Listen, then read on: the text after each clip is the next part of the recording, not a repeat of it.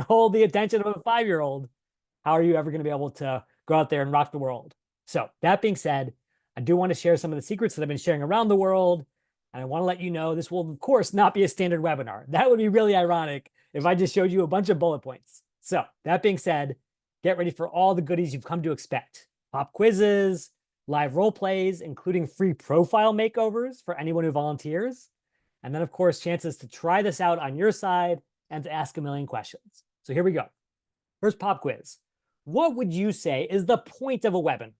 Is it A, to share information, B, to engender feelings, or C, to inspire action out there in the real world? So let's kick it off. We've got Alice saying C, Laura saying C, Stan saying C. But look at this. Brooke over at Michigan is actually saying all of the above. So actually, do you mind doing me a favor, Vanchika? Do you mind unmuting a Brooklyn Poser under the attendees section? I want to give Yes, Brooke a chance to actually pipe in here. So Brooke, I want to know, why did you choose all of the above? I am going to just look for Brooke very quickly. We have quite a good audience here, so it's going to be uh, a challenge. So Brooke Polisser, right? That's right. Allow her to And talk, and Brooke I is at hope my to. favorite alma mater. And Brooke, you've got the microphone, so feel free to unmute. Hi, Hey, all. I Brooke, think you can hear me. I can hear you great. Yeah.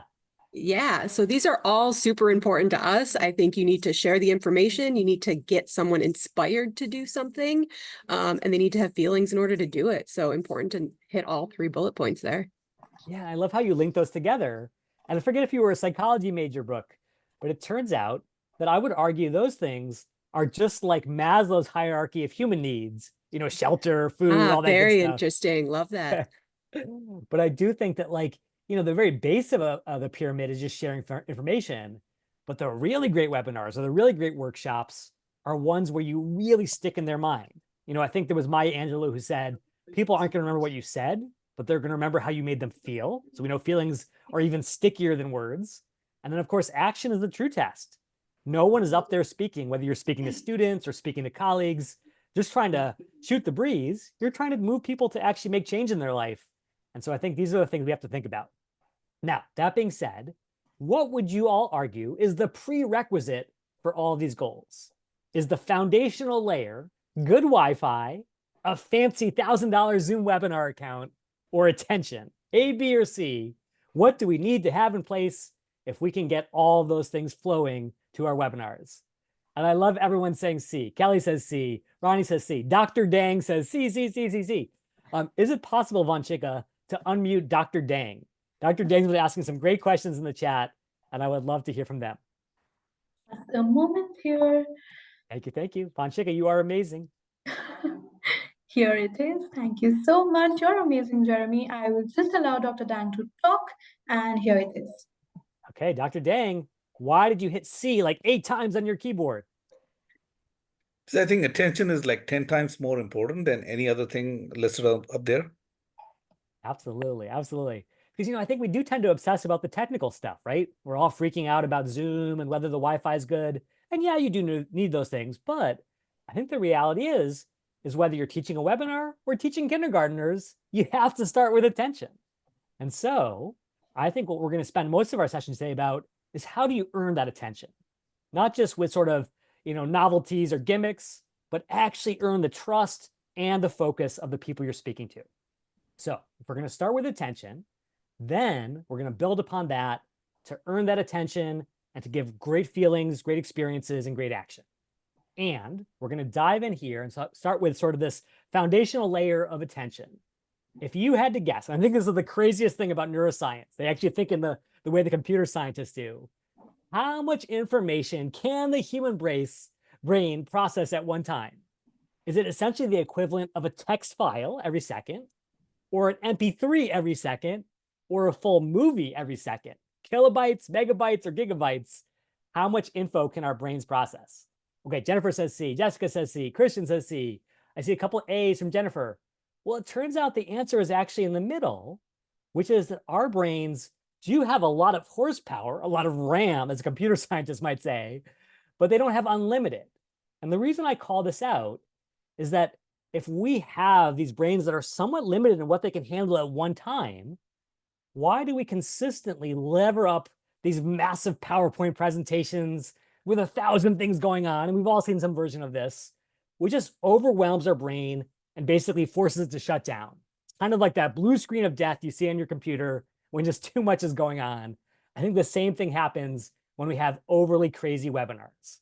So, to help you get started by really honing your focus to what's realistic for the human brain, and to get a free profile makeover in the process, I want you to raise your hand in Zoom right now. First hand that goes up is going to be the person who gets that opportunity, and this time it's going to be F. Schroff. So my good friend Von Chick, actually, it looks like F. Schroff put their hand down. If you wouldn't mind going to Carolyn Couch, I see Carolyn at the very top of that list. Let's give Carolyn the microphone. All right, Carolyn Couch, here you are. All right, wonderful. Thank you, Von Chicka, and welcome, Carolyn. Hi, how are you, Jeremy? I'm doing well. How are you doing? I'm well. Okay, so Carolyn, tell me this. Where are you calling from, and what kinds of webinars have you been giving or are you looking to give in the future? I'm calling from Winston-Salem, North Carolina, Nice. and I have been giving webinars since COVID, since right before COVID pandemic shut down. And they're mainly corporate training or career coaching webinars. Absolutely. And so can you think of a specific topic, maybe one that's coming up really soon, or the one that you've just given and you want to make it even better next time, that maybe we could talk through today, workshop a little bit to make sure it's as powerful as possible the next time you give it? Anything like that come to mind? Let's see. Interviewing Yeah. effectively. Especially because I think that's in some ways the most, perfect parallel to webinars. What are interviews but a chance to communicate, a chance to tell a story? And if you can deliver a great webinar, you can train your students to be great communicators in the interview room as well. So let's do it together. And I want everyone to practice. So I want you to grab this link right in the chat. There it is in the Zoom chat for you. And once you make a copy of this webinar Rockstar planner, you'll be ready to rock. So Carolyn, here's what I'm going to argue to you. I know, having made this mistake so many times as a teacher, as a career coach at the University of Michigan, that I came into webinars with the goal of like dropping 27 bits of wisdom onto my students or participants. And then of course they remembered exactly 0 a week later. So I knew I had failed. Now, knowing some of that brain science that we were talking about, I think it's more realistic to say, hey, what are the 3 things that folks must take away? And I will do everything possible to make sure I nail those things before I worry about anything else. So let's talk about that in the context of your interview webinar. What would you say are a couple of the most critical takeaways you want your students to master? The first one is storytelling. Beautiful. And when you think about that, let's get it as crystal clear as possible. So like, for example, when I was planning out a LinkedIn webinar that I gave earlier today for Rutgers University, I said the first thing I want students to know is the exact series of steps to find an alum on LinkedIn, reach out the right way, and have a conversation to learn about a career path. Like it was that level of detail as opposed to just career exploration. So what does storytelling mean to you? It means being prepared to share examples of times that you've demonstrated the skills required of that position that you're interviewing for. It means being able to tell those or share those examples within 3 minutes. Absolutely. It means using the STAR formula to I create was going those to ask you about examples. that. Yeah, because I think that's the perfect thing is, if you've ever read that Made to Stick book by the Heath brothers, they say the more that you can condense something into a framework or into a rule of thumb, the easier it sticks in our brain. I think the power of STAR is, our brains tend to shut down in interviews. We're so nervous. We can always come back to that like long buried mnemonic because it's so catchy. So I love that. Okay, so that's a great start. So storytelling equals 3 minutes, STAR framework, really specific attachment to the skills. I love that first takeaway. What about a second takeaway? What else would you say is essential for students to go out there and be successful with? The importance of preparation. Yeah. And by that, I mean researching the organization and practicing your interviewing, practicing being part of a mock interview Ah, or practicing absolutely. your stories on random people. Yeah. And Carol, and before we move on, actually, Karen, we have a request from Tara who says, can you explain the STAR framework? I know not everyone Mhm. on this call is a career coach. So if you wouldn't mind for a second, just walking through that, I think that could actually be really helpful for folks who may be Sure. more on the job seeker side of things. Sure. The STAR framework is just an acronym. STAR is an acronym that stands for situation or task that you faced, your actions, and the results. And of course, you want to use a STAR example that has positive results that you were involved in. So it's a framework that makes it easy for anyone preparing for an interview to develop examples of times they've demonstrated particular skills. Absolutely. I love that. And so now we have a really good, really detailed first takeaway. Let's go back to what you were just talking about a second ago. Again, I'm going to push you a little bit. I'm going to give you that like Toyota 5 whys kind of analysis Mm-hmm. where you keep saying, well, what does it really mean to research the org? What does it really mean to practice? I think Mm-hmm. you know in your heart because you're an expert coach. But if Mm-hmm. I'm an 18-year-old and I've never interviewed in my entire life, I might say, well, do I just Google it? What do I do? So let's get really specific. Okay. Yes, Google the Okay, Google, yeah. organization, not only to and not only review their website to see what information they're putting out there about themselves, but Google can be your friend when it comes to seeing, have they been in the news lately? Has there been information posted about them, good or Yeah. bad? Yeah. Going to their LinkedIn, going on LinkedIn and researching the organization on LinkedIn, maybe some of the folks who work there, just to get an Yeah. idea of what their backgrounds are, Yeah. and especially the people that you're going to be interviewing with if you have their names. That's right. Really dig into their background, see if there's any commonality, shared alma Mm-hmm. maters, sports teams or hobbies that you have in common. I love that. And then finally, practicing the interview. I think that's such a big one, right? They say practice, like, do I stand in front of a mirror? Do I ask my friend to help me? What does that mean? You can certainly stand in front of a mirror, and you can ask a friend to help you. You can work with a career coach to have them conduct a mock interview with you. And then maybe there are You like, can have family members assign or your significant others or people you hang out with regularly questions to ask you randomly so that that are on your list to prepare so that you get comfortable responding in a conversational way to questions about that you'll be asked in an interview. absolutely. And I think we could go on and on and on. I could go all the way to Mm-hmm. the 5 whys. I know in the interest of Yes. time, we won't go there today, but hopefully everyone can see what we're getting at, which is there's Mm-hmm. an interesting combination of breadth and depth here. First of all, on the breadth side, we're limiting the breadth. We don't say, hey, here's the 27 rules of thumb for interviewing. Here are the 3 rules of thumb, because I think that's about as much as our human brains can handle in about an hour. Mm-hmm. Mm-hmm. But for each of those rules, it's not just like, hey, remember to prepare. It's like, this is what preparing looks like. And in our next section, Carolyn, you're going to see exactly how we go from, hey, here's a high level idea to here's how to take it from our brain and make it stick in someone else's brain. So, Carolyn, I got to Cool. give you big props for getting us started. And I've got to give you a Thanks. profile makeover for sharing your time and expertise. So, shoot me a message. Okay, Carolyn? Okay. Thank you. Hey, awesome. Now, I just want to give a big, big shout out to Carolyn. So, everyone give her lots of love, all your favorite emojis. And then I want to speak to a couple of things in the chat. And by the way, you can always feel free to ask questions there or by raising your hand. So first of all, Sarah, you beat me to the punch. I was going to say you can always ask ChatGPT. I think I railed so much in so many webinars against ChatGPT for writing. If you say ChatGPT, generate a cover letter, all the career coaches on this call are just going to groan. Oh, this is terrible. But if you say, what are 3 key skills I should teach about interviewing? Because it's a more specific prompt and it's not focused on writing so much as brainstorming and creativity, that's where ChatGPT shines. And actually, Carolyn, this is interesting. Pretty similar to you. It has similar things. And again, that second level of depth that helps us bring these things to life. So if you're ever feeling stuck, use ChatGPT to get off the schneid and get that first idea. Okay, Deirdre says, I keep hearing that LinkedIn is losing ground in the job arena compared to other job sites. Is that true?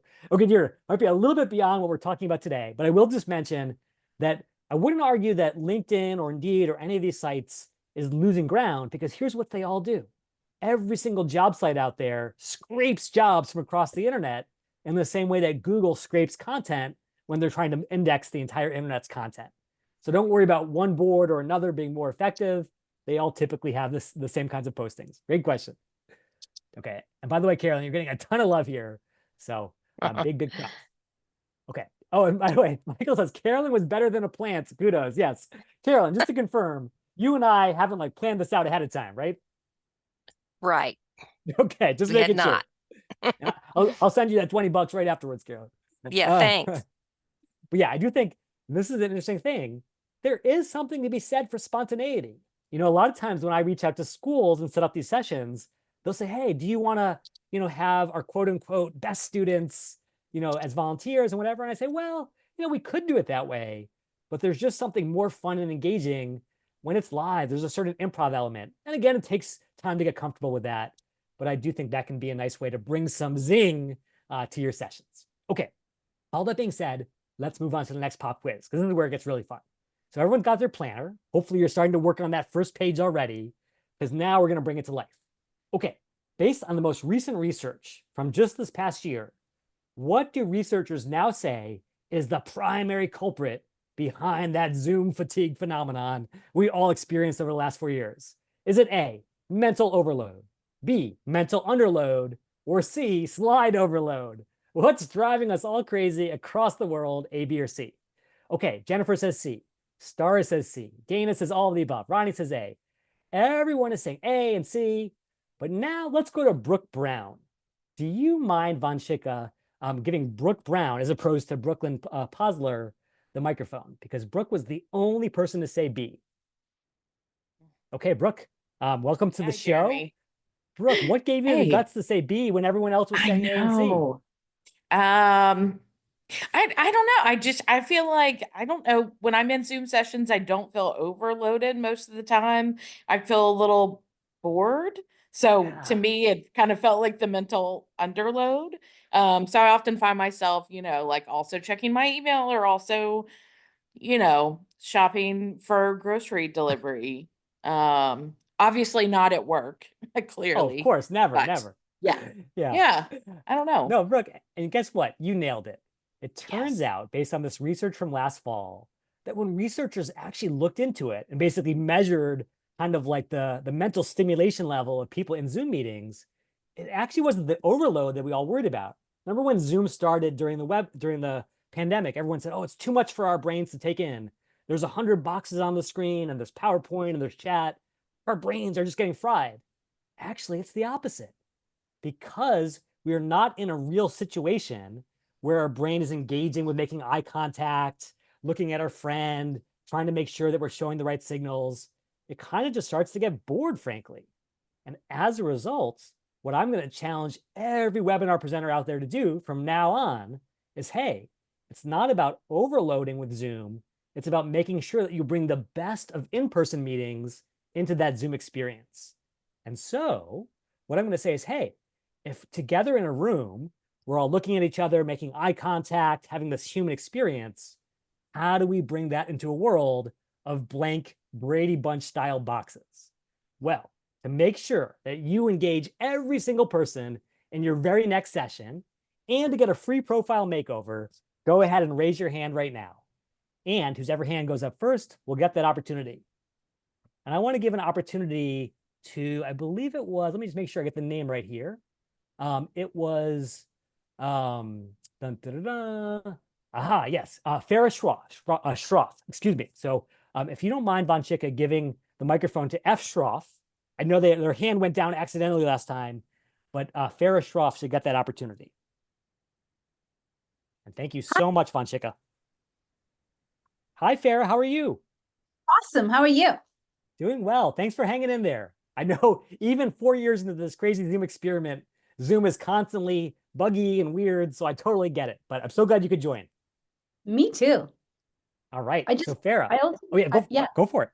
I just wanted to say the underwhelming feeling I think that people have when they're kind of bored on the Zoom calls is because a lot of the Zoom meetings aren't doing what you're doing. You're interacting a ton with us, like the little quizzes. People seem to really love quizzes, especially a slightly competitive edge to a quiz makes people feel like they got to get in there.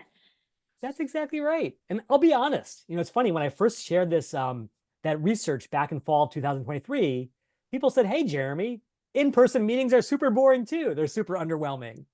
And so Yeah. I think that whether you're doing your next session in person or online, you still owe it to everyone who's coming to engage them and make them feel involved. So totally agree. Okay, fair. Let's do this.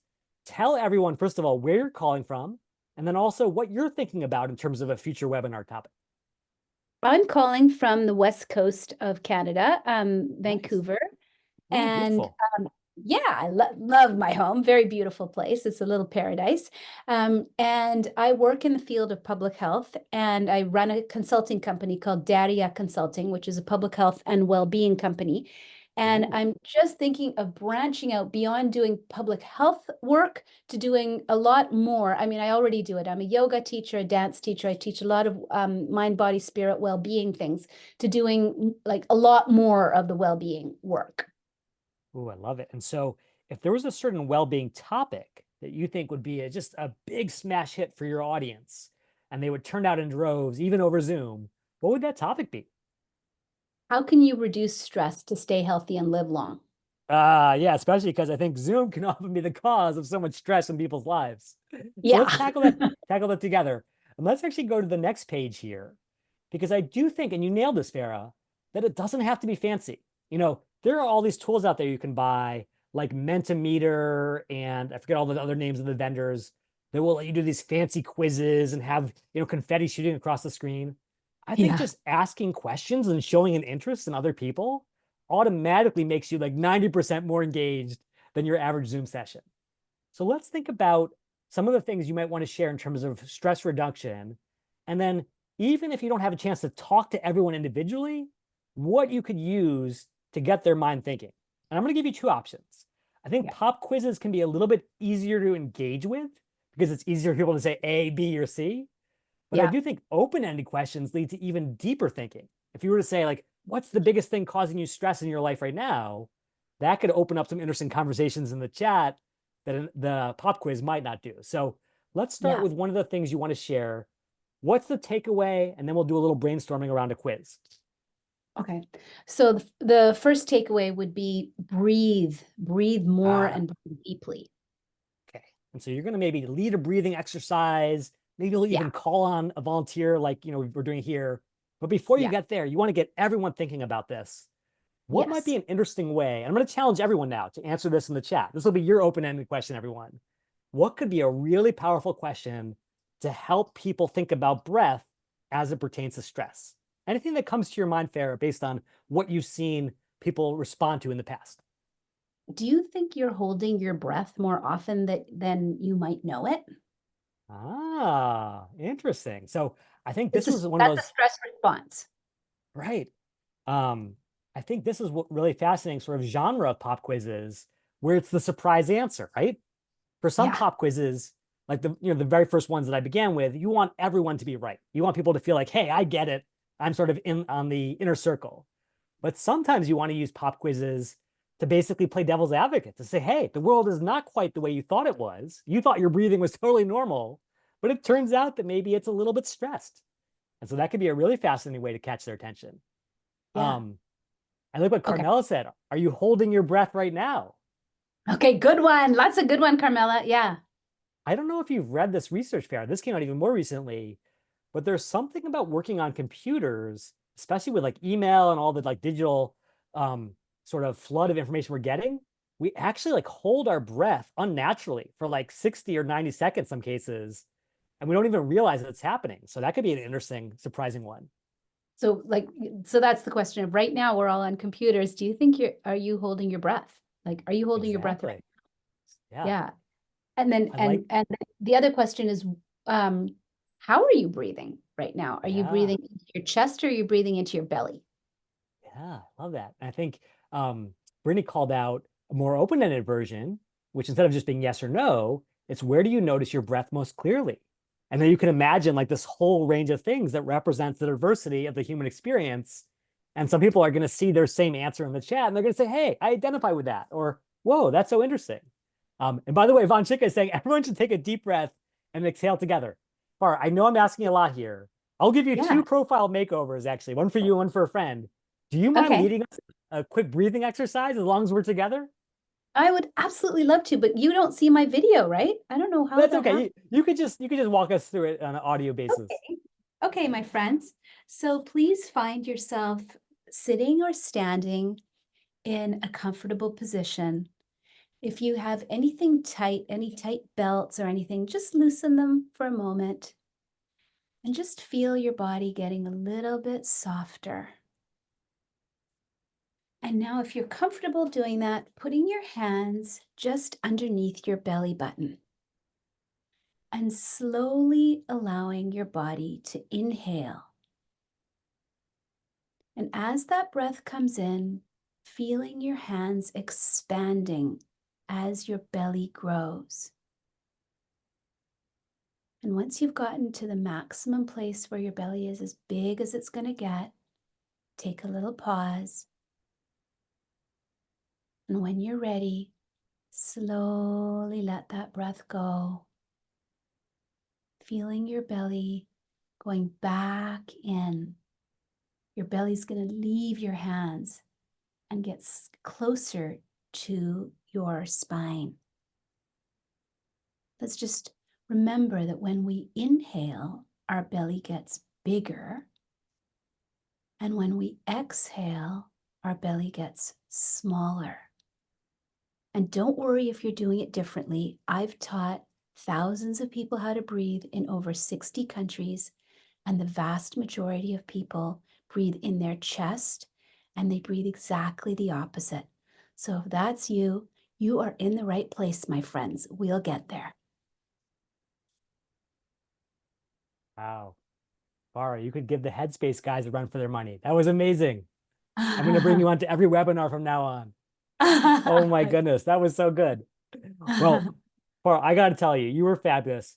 I think we can go through this for a couple other things. We could talk about, reducing anxiety from relationships, reducing stress from family members. But I think folks get the point, which is it doesn't have to be complicated. It doesn't even have to be technological. If you just show an interest in what your audience has to say and give them a chance to share their opinion, that's a really powerful way that you're investing in them and some of those in-person things we take for granted. So Farah, thank you so much. You were fabulous. Thank you, Jeremy. You're pretty awesome yourself. And I really am serious about that. Like find a friend in your life who could benefit from the profile makeover. And I'm happy to help them as well. Okay. Okay, thank you. Appreciate it. Thank you, Farah. Okay, Von Chika, I got to tell you, this is amazing. This is like my favorite webinar ever. I am actually feeling less stressed now, which is a good thing to be. So highly recommended. Okay. And yes, everyone, Farah, if you're comfortable, share your profile. I think you might have some future clients here. Okay, Okay. for sure. Yeah. Yeah, please do. Okay, So let me while see. we are doing this, there are just two Yeah. quick tech checks that I had to Yeah. bring everyone's notice. Every time, sometimes what is happening is people are sending messages only to the hosts and panelists. So just above your chat box, you can see a 2 symbol where you have an option to send it only to hosts and panelists or to everyone. So make sure if you want to engage with everyone and send your messages to everyone, the word says everyone. And if you want to keep your messages private and send it only to the hosts and panelists, maybe you have a question that you don't want to share with everyone, or you want to pass on a small comment, you can use the host and panelists option. Oh, I love that. And so let's just take a couple quick questions before we move into the final stage. Jennifer asked a good question about getting people to turn their camera on. It's so interesting, Jennifer. At the start of the pandemic, I felt like many of you, like, come on, guys, we're all separated by this terrible moment we're in. The least you can do is turn on your camera. But 4 years later, I'm not so sure anymore. I'm like, hey, everyone's got stuff going on in their lives. They may not be comfortable showing their room. What's way more important to me is that they actually get some value out of it than the performative aspect of just turning on the camera for my benefit. So I do think that if you can tap into some of these things here and you're getting a lot of interaction in the chat or people are connecting in breakout rooms, that's more important to me than just saying, hey, I got everyone to turn their camera on. So maybe that's my personal recommendation. But obviously, people may have different opinions. Deirdre asked a really interesting question about prizes. Now, Deirdre, I give out prizes, the profile makeover or a free copy of my book, because I'm asking a ton of people who really owe me nothing. I'm asking a student to be super vulnerable, sharing their LinkedIn profile in front of their brand new classmates. So I feel like it's only appropriate to offer something really special in return. That being said, if you're in a workplace setting and you're all on the same team, I don't think that's required. I think you already have the bonds of camaraderie supporting you, and it wouldn't necessarily be required to also give out goodies. Although I will say that candy always helps. There is that little sugar rush that's nice to have right in front of a big Zoom session. Okay, now, oh, and Dan asked a good question. All those filler words, all those things that drive us crazy in terms of the ums and the A's.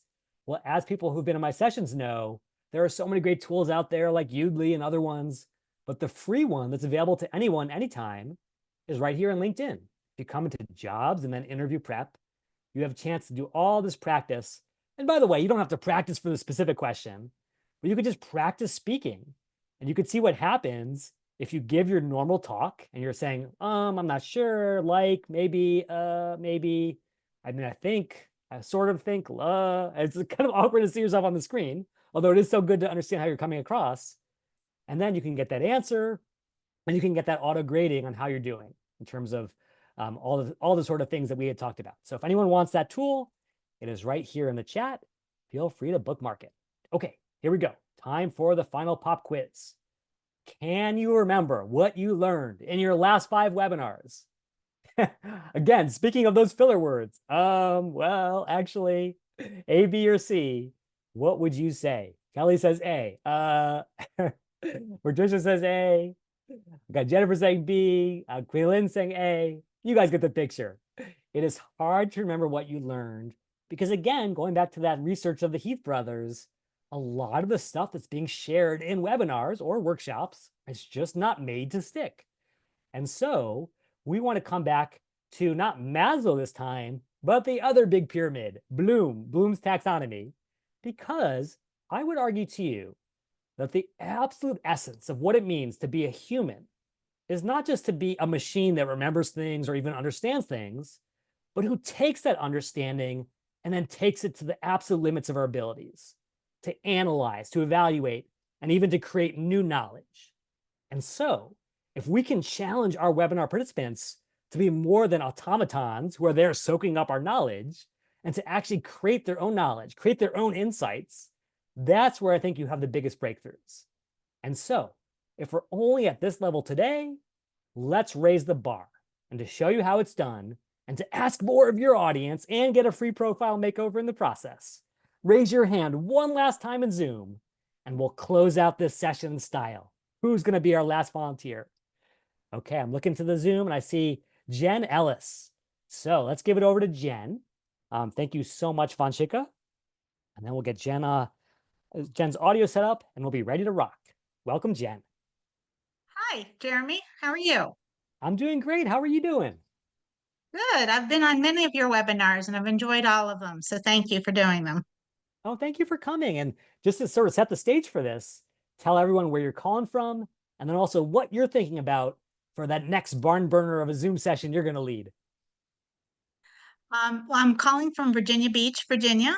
Ooh. And the next barn burner of a presentation actually that I'm working on is I'm interviewing with a company next week for a Whoa. new position. And so they asked me to put together a presentation on something that I'm passionate about. Oh my And goodness. so I've been working on that.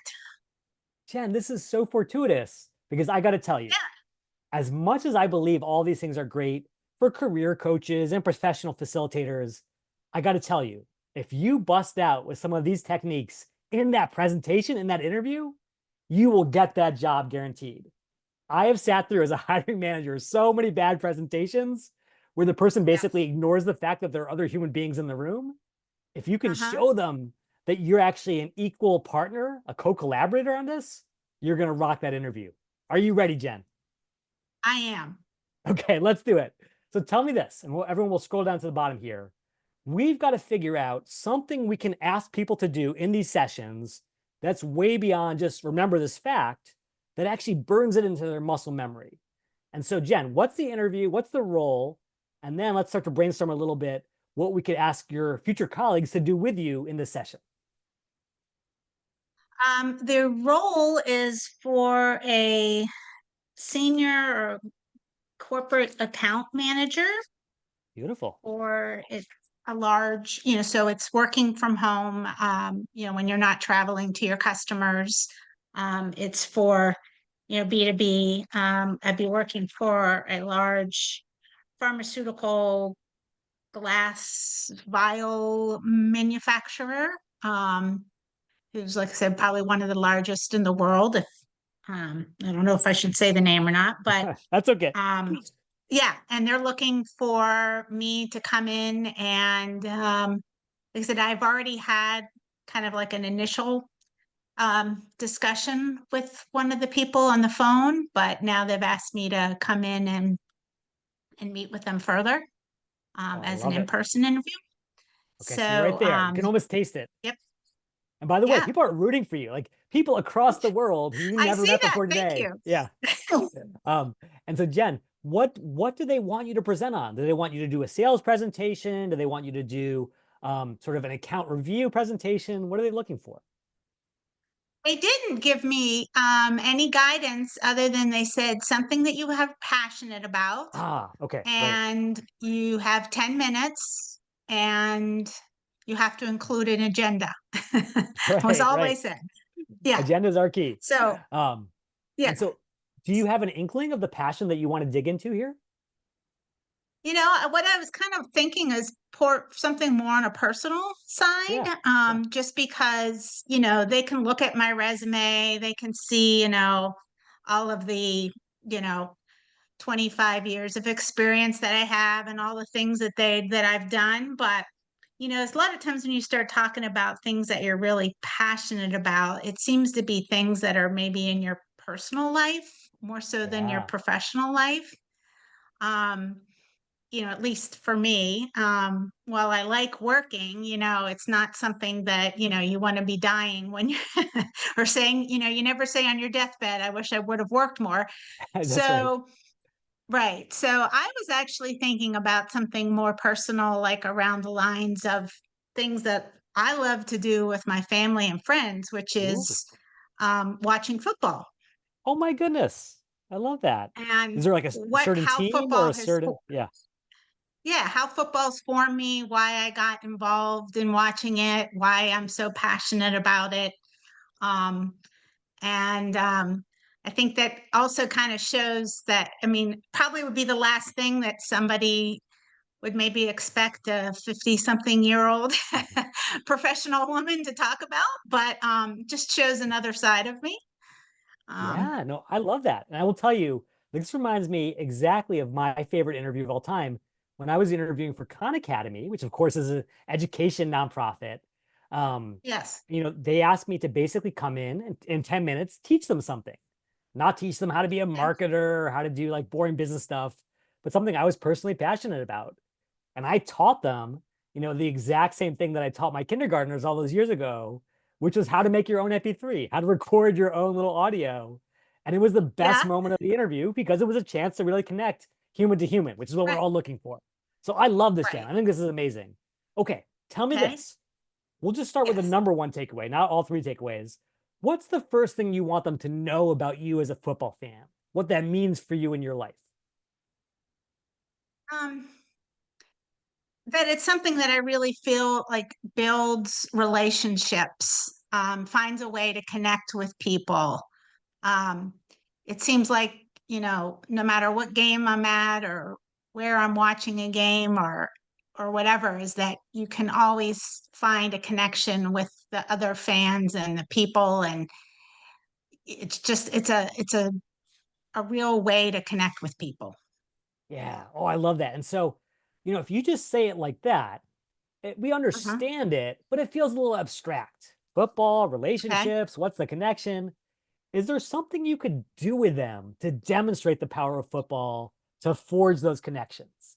Whether it's a role play or a little sort of scenario you can set up, something that will get them to viscerally feel what you feel.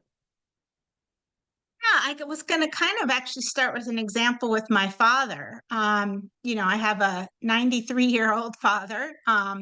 But, I grew up in Pittsburgh during the 70s, so the Steel curtain. Steelers that's what everybody loved in there. And so I was going to tell a story of, this was before the internet and before computers, but that's what people did. And especially my dad only had daughters. So I was kind of his boy, if you will, his tomboy, and I would sit and watch the games with him. And I just remember that as because my dad wasn't really a sports person. He wasn't, he's more of a bookworm, not not one of those dads, especially back then, they didn't really get as involved as moms did, but that was something that my dad and I always shared was we would sit and watch the Steeler games on Sundays after church. Oh, I love that. Okay. It just occurred to me. First of all, I want everyone to come to the chat right now. Give Jen a way of bringing this to the other people in the room. I think if Jen tells the story, it'll bring a tear to everyone's eye. But I think there's one way to bring it even more. And what I'm thinking about, Jen, is after you tell this story, what if you say, hey, who here else has a story of sports bonding you to a parent or a loved one? And could you imagine being in a room with all these tough salespeople, and now they're telling these really powerful stories about, rooting for Tom Brady, like Wasim said, or how it meant to go to a minor league baseball game with their mom growing up. I think if you have that level of emotional power in the room, going back to where we started, the power of creating feelings, that feeling becomes your halo effect. That's what they remember about you when they don't remember anything about the competition. So that's one example. Sure. Yeah. No, that's great. So let's see what else people are saying. I believe we have Jen Hinneman says, what about inviting folks to share in chat their favorite team? Yeah, you can make it really simple. Like, who's your team? Who do you root for? What do you do on Sundays? And people are sharing their memories even unprompted right in the chat. This is crazy. Oh my goodness. Okay, so bottom line is this. In anything you do, literally any takeaway you have, the sky is the limit. But it's up to you to push that limit. Don't just say it and walk away. Bring it to life through this experience. Like in the same way I could have said, Jen, here's what I want you to do. I want you to have a role play in your next presentation. Okay, time to finish up. It's been so much more powerful for us to go through this journey together, both for you and for everyone who's hearing it. Like there's something about two voices on a line is a dialogue, one voice is a monologue, and you brought this session so much to life, Jen. Here is your profile makeover. Shoot me a message, and let's tell that story to the world, Jen. Oh, thank you, Jeremy. I appreciate your help. Oh, Jen, you were absolutely fabulous. Give it up for Jen, y'all. That was so vulnerable to put herself out there in terms of this big interview. But I think if we can bring that vulnerability to our next presentation, that's going to cut through all the Zoom BS and the Wi-Fi. That's going to land in a really human way. Beautifully done, Jen. Okay, I know my time is short here, and I want to give the graphic team a little chance to sort of share their experience. So please hang on for some amazing bonuses. I want to start by saying a couple things. First of all, I would love to connect with you. As you can tell, I am just slightly passionate about this topic. And so if you want to geek out even more in depth than we had time for today, if you have questions, send me those messages on LinkedIn. I would love to stay in touch. And then one last thing is, here's my famous little story. Many of you heard it already.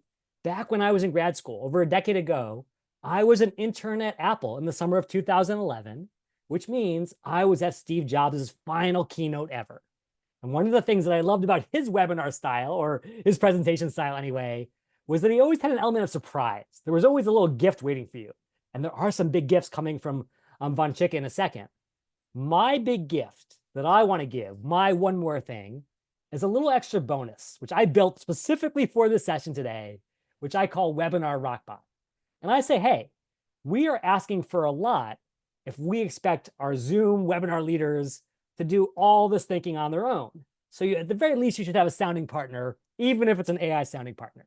So if you come in here and say, hey, I want to teach a session on AI for career exploration. I want to talk about networking with alumni. I want to talk about choosing the right path.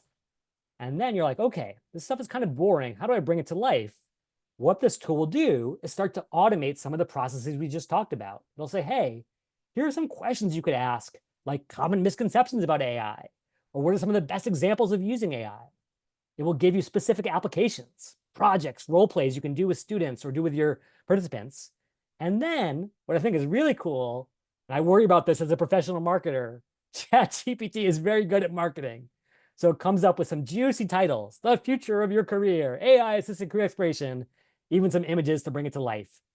And this tool is absolutely yours for free forever through the link in the chat, because as Steve said himself, we are not here just to go through the motions and hope for the best. We're here to make a big freaking dent in the universe. So grab that tool and absolutely rock the worlds of everyone you speak to for months and years to come. I cannot wait to celebrate your success. And with that being said, the one thing that I